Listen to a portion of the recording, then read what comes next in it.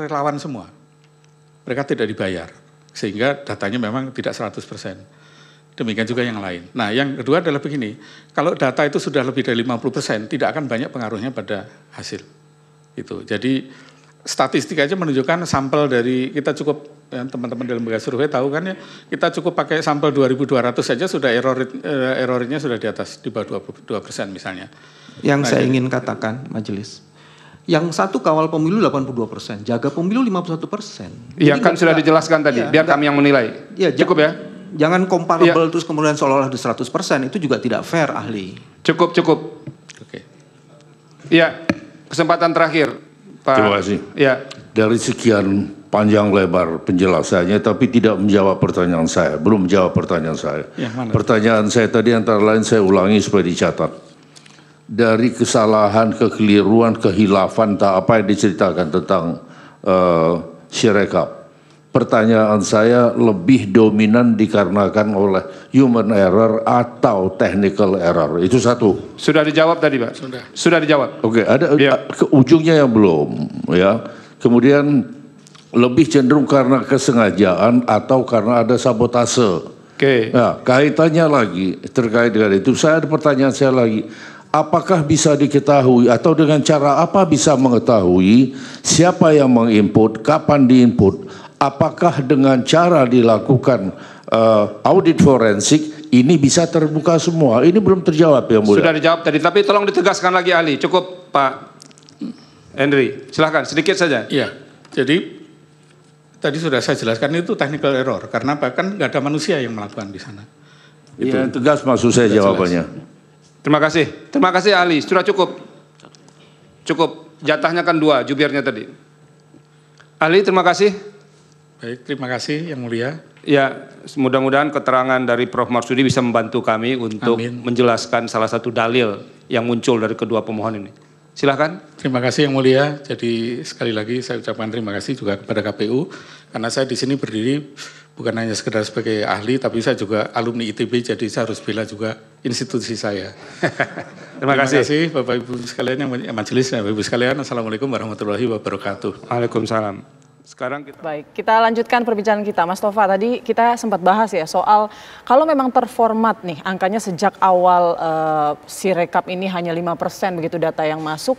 Lalu bagaimana dengan quick count begitu loh? Karena datanya tadi disampaikan oleh saksi ahli bahwa tidak begitu jauh berbeda dengan hasil Sirekap begitu, hanya 0,07 kalaupun memang ada terjadi error di sana. Ya gini, jadi pemilu kali ini maka disebut pemilu paling brutal oleh beberapa pihak itu karena banyak kejanggalan di situ. Bagaimana mungkin quick count, real count sama hitungan berjenjang bisa sama, tanda petik ya, paling belakang yang beda komanya, tapi depannya tetap sama. Itu ya sangat kecil kemungkinan kalau itu normal, ya baik itu secara teknis maupun secara engine. Maka dari itu dulu ada yang mencoba ya, mencoba sistem itu, Sirekap itu, ternyata kalau angka yang TPS 01, TPS 13 misalkan, itu terjadi masalah penggelembungan atau pengepesan, ketika direvisi kebenarannya itu suara pindah ke TPS lain se-Indonesia.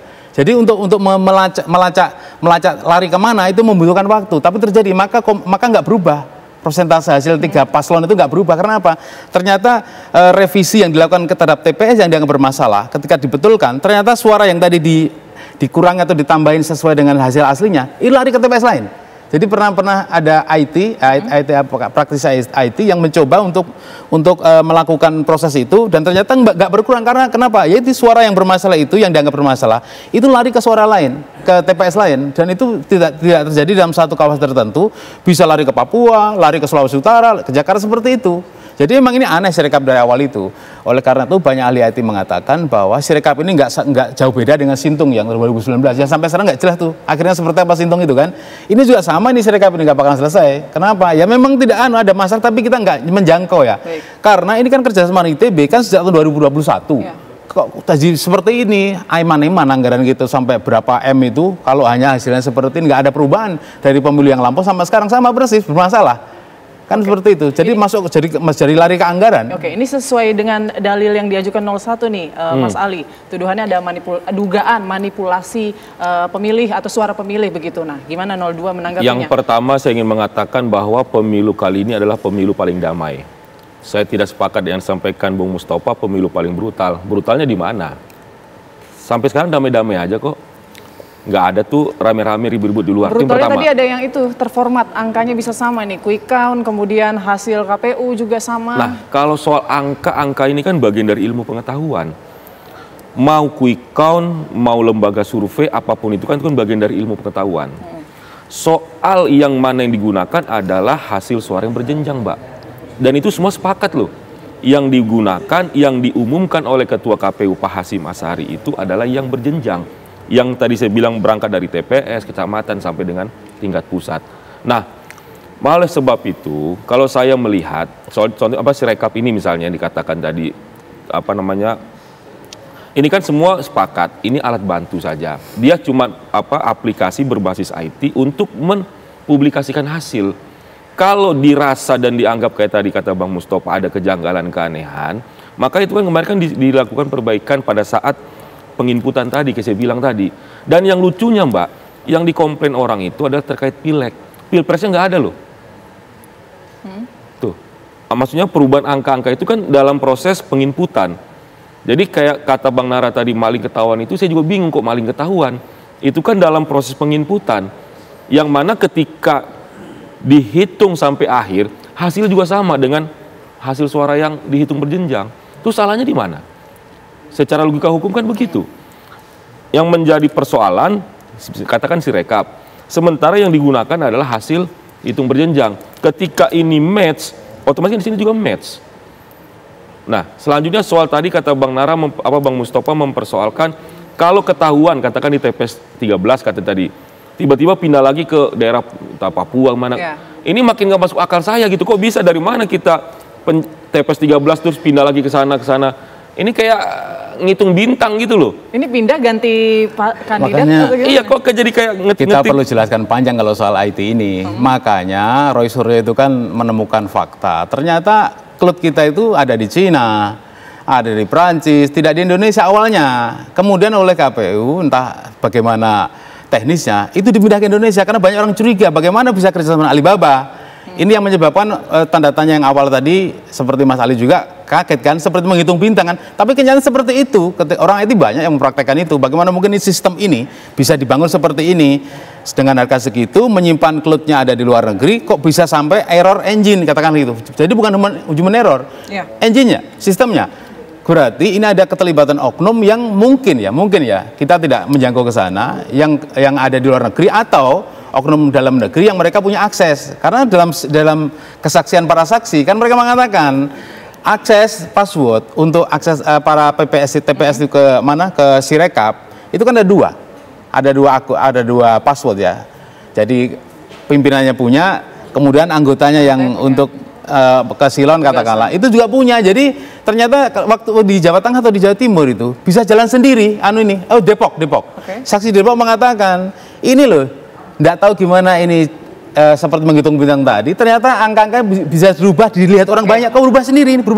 Siapa yang menggerakkan angka-angka ini? Nah, mungkin itu jadi gini. Di Depok itu kan kemudian terbuka kemarin. Yang saya maksud menghitung bintang itu bukan menghitung angkanya berubah-berubah. Yang saya menghitung bintang itu adalah soal TPS yang dipersoalkan tadi. Katakan TPS 13 nih, tiba-tiba ditemukan angka beda, terus loncat lagi ke Papua berubah. Itu kan orang bingung kok bisa loncat-loncat. Itu maksud saya itu menghitung bintang dari bintang 1. Untuk menjawab pertanyaan Mas Tova tadi, ini baiknya kita dengarkan nih. Di MK sedang mendengarkan keterangan dari ahli yang dihadirkan KPU yaitu Yudhistira Dwi Wardana ini selaku pengembang Sirekap. Kita saksikan bersama ya, seperti apa sistem Sirekap sebenarnya. Oleh sistem Sirekap. Oke. Nah, ada fakta yang menarik. Jadi pada akhir hari pertama pemilihan itu ada 29,07% TPS yang sudah mengirimkan data ke Sirekap. Dan pada tanggal 16, itu ada 50, pelan-pelan Mas, next slide yang kedua. Kayaknya. Boleh sama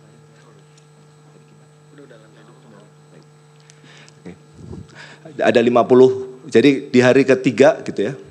Hari ke-16, jadi ada 3, 14, 15, 16, hari ketiga jam 8 pagi itu 50% sudah naik data C hasil dari situ. Dan ini kita bisa bayangkan perbandingannya dengan bagaimana data itu terkumpul ketika di sistem-sistem sebelumnya. Perlu juga harus dipahami, tadi ada diskusi bahwa ini melengkapi seluruh Indonesia. Kami memahami hal itu karena ada background pendidikan, background ekonomi sosial yang banyak. Dan dia harus mencakup seluruh aspek geografis gitu ya, tidak melulu harus punya akses internet. Jadi di Sirekap itu ada modality offline, kita menyebutnya, ada modality semi offline, jadi dia foto, lalu dia bergeser untuk mencari internet, lalu atau yang terakhir adalah langsung online seperti yang banyak dipakai kebanyakan dari pengguna Sirekap. Next. Nah, dari aspek ini kita bisa lihat di pojok sebelah kiri, kita bilang bahwa itu adalah yang dilakukan oleh KPPS. KPPS pertama akan melakukan capture dan pengenalan angka yang dibantu oleh OCR. Jadi OCR itu adalah alat yang membantu selain KPPS itu mengentry 75 halaman, kita bantu dengan OCR dan OMR, lalu dikonfirmasi ke KPPS dan mereka akan melakukan ya penandaan kesesuaian atau perbaikan jika memang diperlukan. Jika sudah, mereka akan mensubmit itu ke dalam komputer atau ke dalam back-end-nya Sirekap, lalu ada konfirmasi, benar nggak ini? Ya, setelah ini benar, maka dia akan terkirim untuk diproses lebih lanjut dan nanti mungkin ada laporan-laporan untuk dari masyarakat yang harus ditindaklanjuti oleh operator di kabupaten kota untuk perbaikan lebih lanjut. Jadi fasenya ada yang terjadi di sisi KPPS, ada yang terjadi di sisi KPU, dan terutama kalau kita bicara terkait dengan Tungsura, banyak sekali operator yang akan beroperasi adalah operator yang ada di kabupaten kota. Di sini kita bilang bahwa Sirekap merupakan alat bantu publikasi gitu ya, dan hasil final untuk nanti hasil finalnya adalah rekapitulasi dan hasil final dari hasil dari scan C hasilnya. Next. Nah, kita bisa lihat di situ. Jadi Sirekap tersendiri itu kita letakkan di 3 lokasi yang berbeda untuk menghindari kalau ada ada pemenuhan atau bottleneck dari jaringan internet di Indonesia. Jadi ada 3 lokasi gitu ya, ada zone A, zone B, zone C. Lalu ada beberapa data yang kita distribusikan ke CDN gitu ya, yang across the world supaya bebannya tidak terkonsentrasi ke satu server doang atau satu data center saja. Jadi kalau kita bicara di sebelumnya gitu ya, selalu bottleneck yang terjadi itu adalah di bandwidth di Imam Bonjol. Karena itu kan ya kalau servernya nganggur, bandwidthnya habis, ya tekor semuanya. Itu sebabnya kita menggunakan teknologi cloud supaya apa? Bebannya terbagi rata dan layanan-layanan yang dipakai di situ dipakai untuk layanan Sirekap Web, Sirekap Mobile, Single Sign-On, Key Management untuk nanti penandatangan digital dan melakukan PDF verifications. Nanti akan saya jelaskan lebih detailnya dari masing-masing komponen itu bagaimana. Next. Nah, ada beberapa hal yang kita mau dudukkan dari banyak pendapat yang muncul di masyarakat. Next, tentang terkait dengan bagaimana autentikasi open source itu harus dipilih. Jadi ada banyak pendapat bahwa kalau dia menggunakan open source maka itu tidak aman, maka itu murah. Oke, murah dengan murahan itu 2 hal yang berbeda. Kami punya pendapat yang berbeda. Banyak sekali contoh yang kita pakai adalah Keycloak. Oke, Keycloak itu adalah sebuah open source project yang dibesut oleh anak perusahaan IBM. Jadi yang kita pilih itu bukan open source project yang receh. Kita bisa lihat di situ ada, mungkin yang mulia bisa lihat ada linknya gitu ya, ada referensinya. Jadi mana saja sih perusahaan-perusahaan yang menggunakan Keycloak. Jadi bukan hanya KPU yang menggunakan Keycloak, dan malah banyak sekali sistem-sistem di Indonesia yang besar yang sudah menggunakan open source ini. Oke, next. Dan kemarin juga pernah disampaikan bahwa sudah banyak terjadi CVE atau Common Vulnerability Enumerations, kerentannya yang ditemukan untuk CVE, untuk produk ini. Betul, ada 86 sampai tadi malam kami cek, tetapi yang perlu harus difahami adalah CVE hanya akan dirilis kalau dia sudah di-close. Artinya apa? Ketika sebuah komunitas itu aktif membenahi perangkat lunaknya, maka CVE yang akan di-close jadi banyak. Jadi bukan CVE itu adalah ini loh bolong yang ada, bukan. Ini bolong yang sudah ditemukan dan sudah ditutup. Jadi perlu kita menggunakan bahwa CV itu adalah sebuah parameter untuk menyatakan bahwa barang ini laku nggak sih, komunitasnya sama-sama berkontribusi, gotong royong untuk menggunakan perangkat ini dan memperbaiki perangkat ini atau tidak. Jadi perlu didulu perkarakan bahwa CVE itu bukan hal yang memalukan, tapi itu adalah sebuah indikasi bahwa seberapa aktif sebuah open source project itu digunakan. Next. Terkait dengan beberapa statement yang menyatakan terjadi bypass di beberapa waktu setelah menjelang pemilihan umum, perlu disadari bahwa Indonesia adalah negara yang luas. Pada saat kami pada saat kami diundang untuk mengawaki beberapa BIMTEK, itu pesertanya mungkin sekitar 3.000, 2.000. Tapi pada saat kita pindah menggunakan uji coba nasional, itu kalau nggak salah di akhir Januari, ada banyak lesson learn yang kita lihat karena usernya sudah langsung naik, Pak. Bukan lagi order 1.000, langsung ordernya puluhan ribu. Belum nyampe nyentuh angka 800.000, masih belum. Pemanasan ini.